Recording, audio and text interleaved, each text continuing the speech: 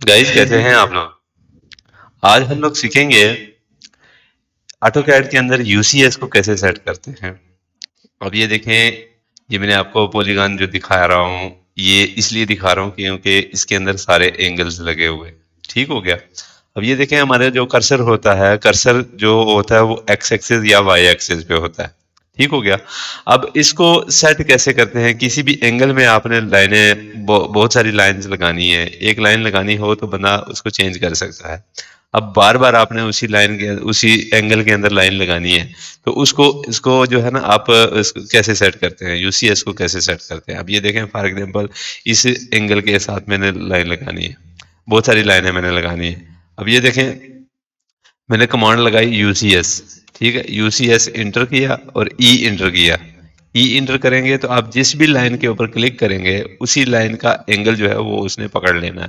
For example ये इस line के ऊपर मैंने क्लिक किया तो एक्स एक्सिस और वाई एक्सिस दोनों चेंज हो गए। ठीक हो गया। अब जब भी मैंने लाइन लगानी है, इन्हीं इन्हीं लाइन जो है एंगल्स के साथ लाइन लगेगी। ठीक हो गया।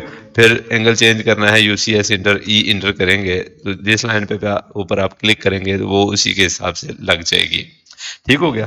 तो ये जो इसमें वापस उसको अपनी अपनी हालत में कैसे चेंज करते हैं, यूसीएस की कमांड लगा के आपने सिर्फ डबल इंटर करना है। डबल इंटर करेंगे तो वो वापस अपनी हालत में आ जाएगा। ठीक हो गया। उसके बाद आप देखें कि ये यूसीएस जो है, इसका जो कर्सर है हमारा, इसको सेट कैसे करते हैं, जो इसको छोटा बड़ा कैसे करते हैं। अब ये देखें, यहाँ पे ये डिस्प्ले, आप ऑप्शन में जाएंगे। ऑप्शन के पास ऑप्शन में जाने के लिए आप राइट क्लिक करके उसमें ऑप्शन, ये राइट क्लिक करके ये ऑप्शन भी मौजूद है।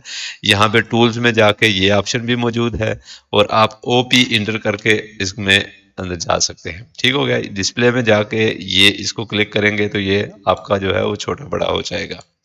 ठीक हो गया। अब ये देखें, ये छोटा हो गया।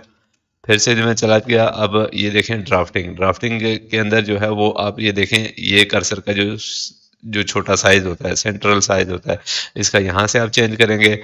जो आपका पॉइंट आता है किसी भी लाइन के ऊपर, जो पॉइंट आता है, एंड पॉइंट आता है या मिड पॉइंट आता है, वो उसको छोटा बड़ा करने के लिए आप यहाँ से इसको छोटा बड़ा करेंगे। उसके बाद आपके सिलेक्शन जो है वो सिलेक्शन, ये पिक बॉक्स, यहाँ पे आपका ये साइज छोटा बड़ा होता है।